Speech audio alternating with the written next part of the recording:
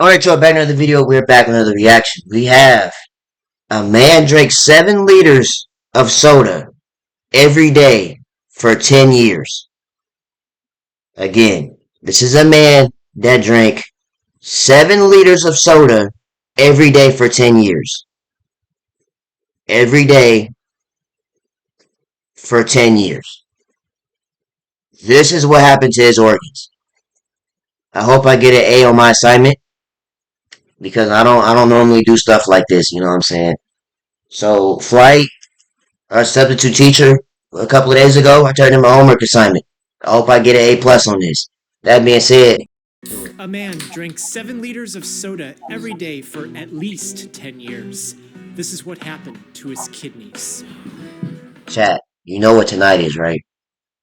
About an hour and a half from now. B.A., If you know, you know. 38-year-old man presenting to the emergency room with sudden onset weakness. The admitting nurse immediately notices that B.A. can't stand on his own. He sits in the chair, limp like a rag doll. B.A. was a dad living a normal life, but he had a habit rooted in excess. When he was 30, he got a new job. This office would stock free unlimited soda for employees to drink. The HR lady loved to tout this as a wonderful benefit for a great place to work. Unfortunately for B.A., this availability would enable a dark tendency in his life. Over the years, B.A.'s daily soda intake would gradually increase. He loved the fizzy feel at the back of his tongue every Chat. What? Whoa, pause. Chat, what's your favorite soda? Let me know down below. daily soda What did he just say? intake would gradually increase. He loved the fizzy feel at the back of his tongue every He liked the fizzy feeling in the back of his tongue. Whoa, look at his nose. Nose is crazy. sip he took. He thought he might have had a problem one day when he looked at his desk and saw empty soda cans everywhere. The most disturbing part about this was that he had just cleaned up from the day before when there were empty soda cans everywhere. 10 years ago, when B.A. was 38, he noticed that something was wrong.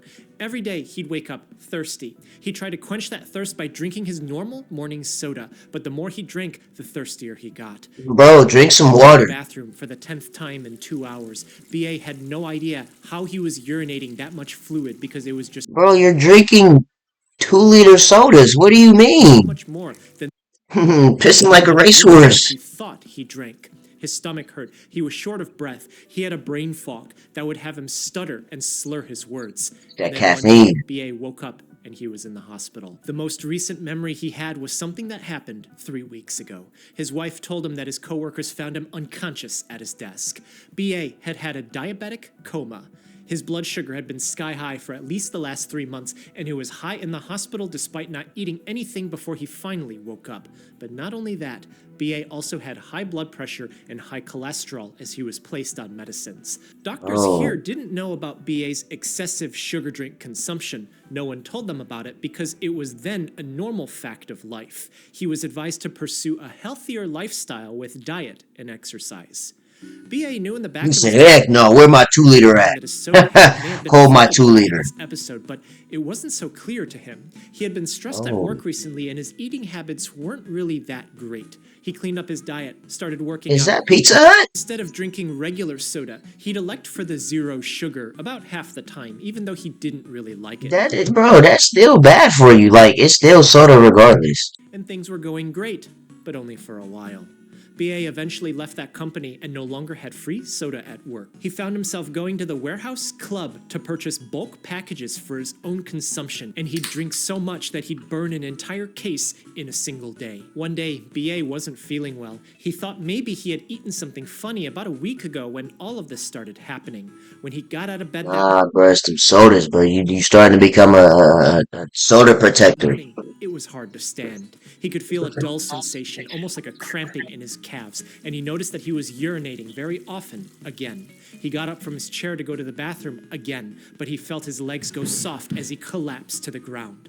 Knowing that something was wrong, Where is his wife and kids at? Is he married? Why ain't his wife telling him, like, bro, put the soda down? That's like drinking beer every day for 7 years. Or for 10 years. 911, and he's brought to the emergency room. Bro. Stop drinking all this soda. What's wrong with The you? team noticed BA's profound muscle weakness. He told them that it happened suddenly, but he hadn't been feeling well for at least a few days before. His medical records showed his history of diabetes, high blood pressure, and high cholesterol. That's all they knew about. But at this visit, there's a few clues as to what's happening. A blood test finds that BA has hypokalemia. Hypo meaning low, kali referring to potassium, or more formally kalium as shown by its symbol on the periodic table. So low potassium. Anemia meaning presence in blood. So low potassium presence in blood. Periodic table of elements. And emia meaning presence. So low calcium presence in blood. Low potassium presence in blood. I mean, not calcium, potassium. Low potassium presence in blood. It wasn't just a little low, it was life-threateningly low. But why is this a problem? That same blood test finds that BA not only has hyperglycemia, high sugar presence in blood, but that his kidneys are also shutting down. Wastes that are supposed to be filtered out by the kidneys are now detectable in high amounts in his blood.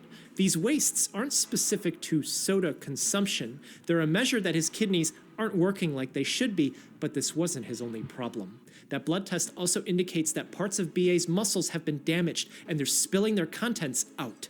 This is called rhabdomyolysis. Rhabdo meaning striped, or in this case striated, referring to the appearance of myo, meaning muscle, and lysis, meaning a breaking down of. Striped muscle breakdown. This is also life-threatening, and it's happening because of BA's hypokalemia. The human body has electrolytes everywhere. The electro prefix means that they're electrically charged, just like the plus and minus that you see on a battery, so they can be used to send signals throughout the body. The most abundant electrolyte outside of cells is sodium, but the most abundant electrolyte inside cells is potassium. When muscles contract, signals from the nerves arrive. Sodium from outside of the muscle cell rushes in, initiating the contraction. The body needs balance because sodium is an electrolyte, meaning that it has an electrical charge. More of it flooding into the cell causes the positive charge to build up. To balance this, potassium, which is mostly inside cells, rushes out of the cell. Then calcium commits to the contraction by changing the shape of muscle proteins. When it's done, potassium flows back into the cell as part of relaxation.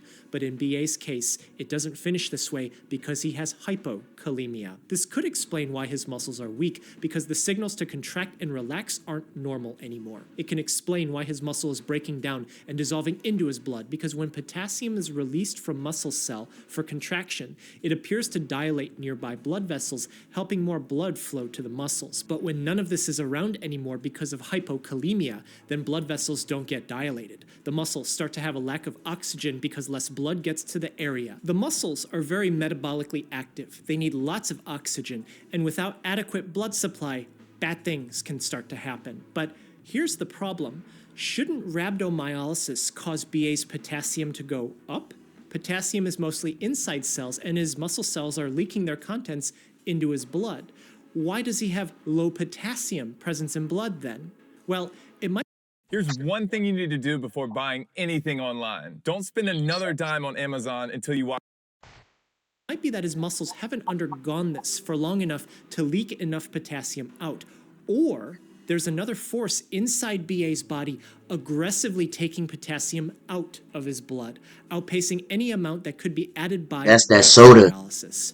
This could That suggest caffeine that BA pushing it has a out. problem that hasn't been documented by the medical team before, but what could it be? The medical team tells BA what they want to do. If he has low potassium presence in blood, then they're going to give him potassium. If his kidneys are failing because muscle proteins are gunking up his tubules, then pushing some intravenous fluids through his body should help get water flowing through and should help flush out that muscle protein while replenishing his potassium. They'll collect his urine for the next 24 hours. If his kidneys are inappropriately wasting potassium, then this could explain to them what's going on, and they'll be better equipped to address the root cause of what's happening, but the results wouldn't be so clear to them. As the hours pass, BA gets thirsty. Often when someone is on IV Bro, look at his teeth, bro. to them. As the hours pass, BA gets I thirsty. don't mean to be rude or nothing, but like, bro, you gotta brush them things, bro. I know you using Dr. Pepper as mouthwash, but that's not good for you. You know what I'm saying? Get some It's a mouthwash for your teeth so they can be sparkling white, not candy corn. thirsty. Often, when someone is on IV fluids and the patient doesn't drink anything for several hours, they can complain of dry mouth and throat. This was happening to BA, but not only that, he was also having a massive headache. BA was admitted into the step-down unit where the entire medical team would check in with him in the morning, and throughout the day, the nurse might drop by one time in a shift. The hospital was big and busy, and he was in the part of the floor where there weren't that many people. His condition could descend into a medical emergency quickly, but that's why he was being monitored, and he was in the hospital. BA, frustrated and not feeling great, called his wife and asked her if she could bring him some drinks. If he needs fluids like the physician said, he couldn't think of a better way to get some in his body, and she brought it as he drinks. What? Oh, this is Coca-Cola, Mountain Dew. I don't know what this is. It's some other this little chameleon, whatever this is on here. Bro, and the thing is he has 1, 2, 3, 4, 5, 6, 7, 8, 9, 10, 11 cans of soda. Are you serious? Is this serious? He really drinking 11 cans of soda? Bro, there's something, nah, bro. Soda in his hospital room, and the more he drank, the thirstier he got. BA's headache went away, his dry mouth fixed, and his thirst quenched. The next day, at morning rounds, the medical team finds that he still has hypokalemia, despite getting IV potassium. Low When they potassium look closer, present they to the find that he blood. had made a total of 4 gallons of urine in the last 24 hours. The medical team had only given BA about... That's gas! 4 gallons? This man pissing gas! Bro, that's crazy. Fluids over the last 24 hours for his kidney injury. If he Nah, urinated bro. 4 times that amount, the medical Dude's team has peeing no gas, idea bro. where that 4 came from. gallons? We'll talk more about this. Persistent, severe hypokalemia, like the one that BA has, can cause a problem called diabetes insipidus, which is different from the type 2 diabetes mellitus that he was diagnosed with years earlier. The word diabetes, coming from ancient Greek meaning to pass through, referring to the massive amounts of urine put out by someone who has this problem, as if water is passing right through them. And insipidus, from Latin in, meaning not, and sapidus, meaning tasty. A pass-through of urine that isn't tasty, because back in the 1400s when the word diabetes first appeared in English medical literature, they might have diagnosed problems of excess urine by tasting the patient's urine. That's why what we know as type 1 and type 2 diabetes today are called diabetes mellitus. Mellitus from Latin meaning pleasant tasting like honey due to the presence of sugar in the urine. Hypokalemia makes it harder for the kidneys to concentrate. Drinking pee back in the because day? there's manipulation of electrolytes that happen in the kidneys during normal function. And without that correct balance, it's possible that BA's kidneys are just dehydrating himself, drawing on body water to force unconcentrated urine through. But BA is still weak. The medical team don't know why this is happening to him, and none of his problems are solved. If unchecked and uncared for, his hypokalemia can cause an abnormal heart rhythm to suddenly appear and can devolve quickly into his heart shaking in place, no longer actually pumping blood to the rest of his body. Over the next couple days, they tried giving BA some other electrolytes to see if anything can help. They tried stopping all Evaluator, fluids has it? and were able to confirm that his kidneys were wasting all the potassium that they were trying to give him. But nothing that they tried could meaningfully replenish his potassium, stop his rhabdomyolysis, and help with his profound muscle weakness. One day, the medical student saw BA have a visitor. It was BA's wife, and she was carrying a large case of soda into his room. Given that no one had bothered BA after... Nah, she's trying to kill her husband. That's what this is.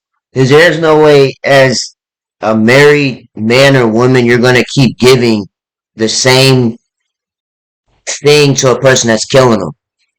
You know what I mean? Like, how are you married to this person knowing the reason why he's in the hospital is what you're giving him? It's soda. Soda's gonna put him in the hospital. And you're gonna keep giving him soda? You're killing him.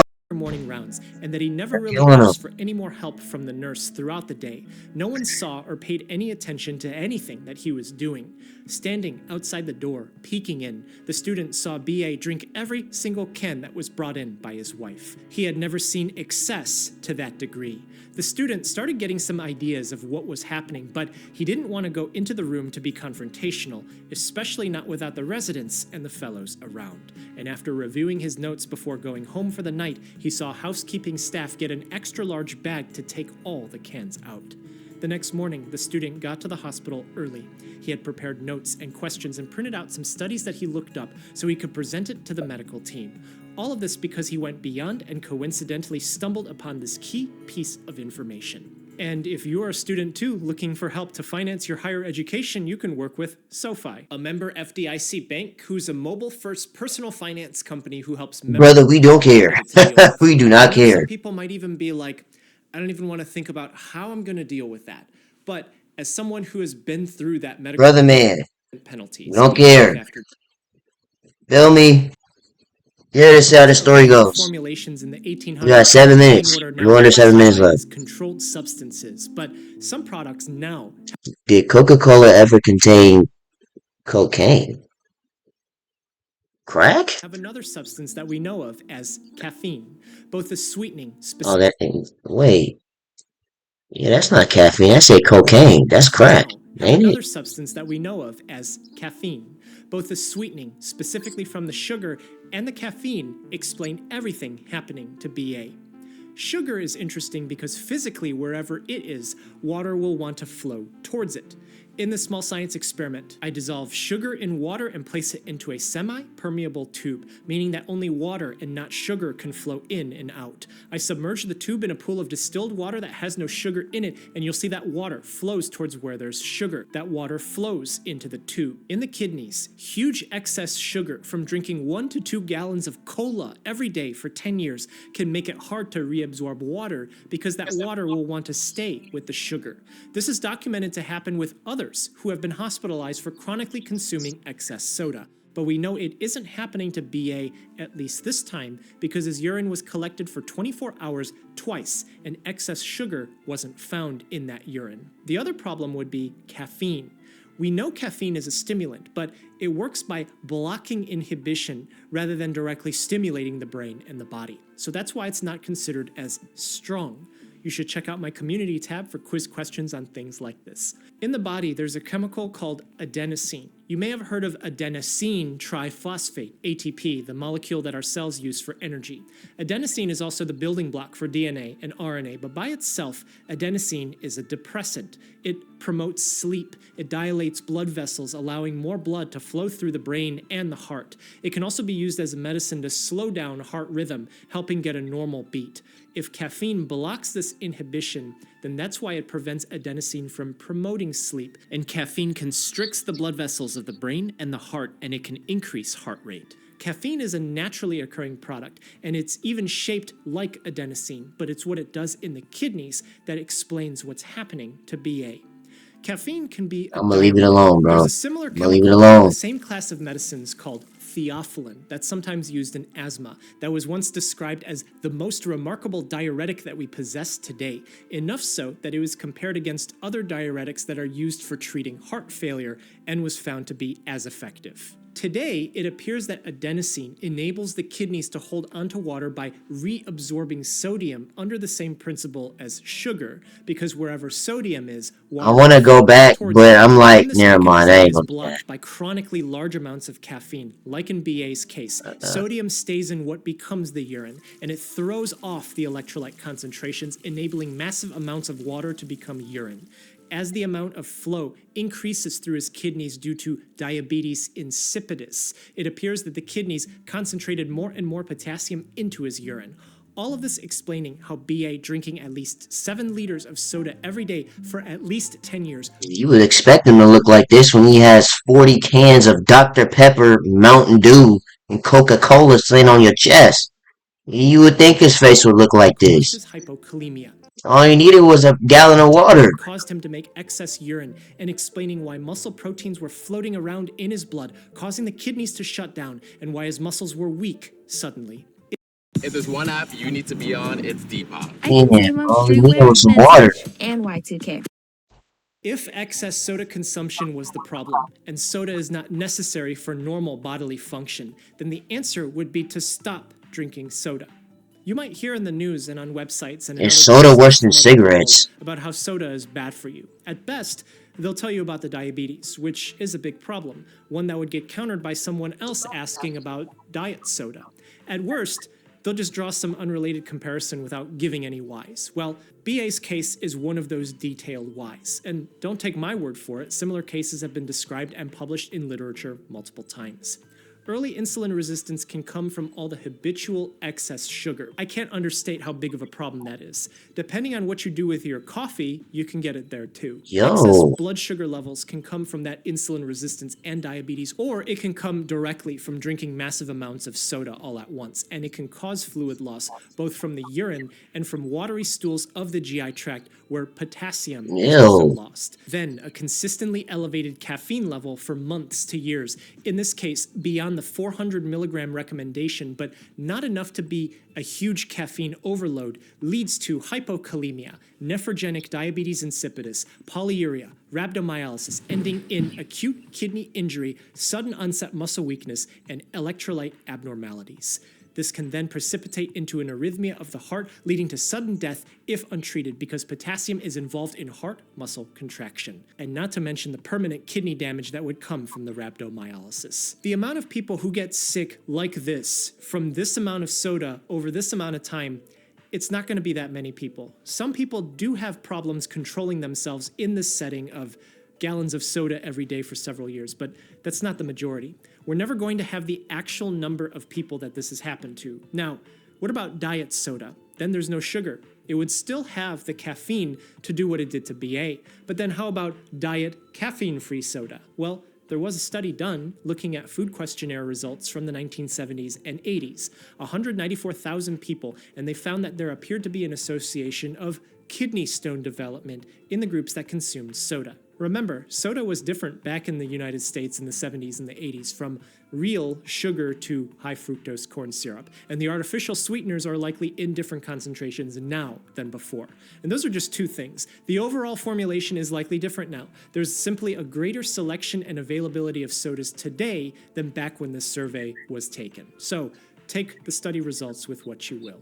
Type 2 diabetes and all its comorbidities like heart problems and nerve damage, hypokalemia and all its consequences, and kidney stones are what we're thinking of when speaking of excess about it. Consumed reasonably and sparingly, I wouldn't spend any more time worrying about this.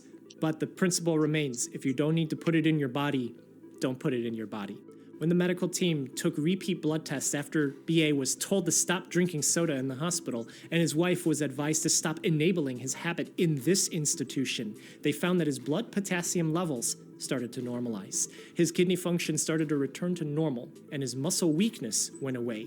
Because the body is able to heal itself, some baseline function was achieved again as BA was able to make a recovery. Hey, man, that's good to hear from BA, man, because that man was put in a soda trance. Anyways, that is the end of this video, man. Make sure you guys like, comment, and subscribe to the channel if you learned something new. It's good to not be drinking soda. 7 liters at that. That is 3 bottles, 3.5 bottles of soda every day for 10 years. Which is wild. Anyways, I'm up out of here, bro. I'll see you guys in the next video, man.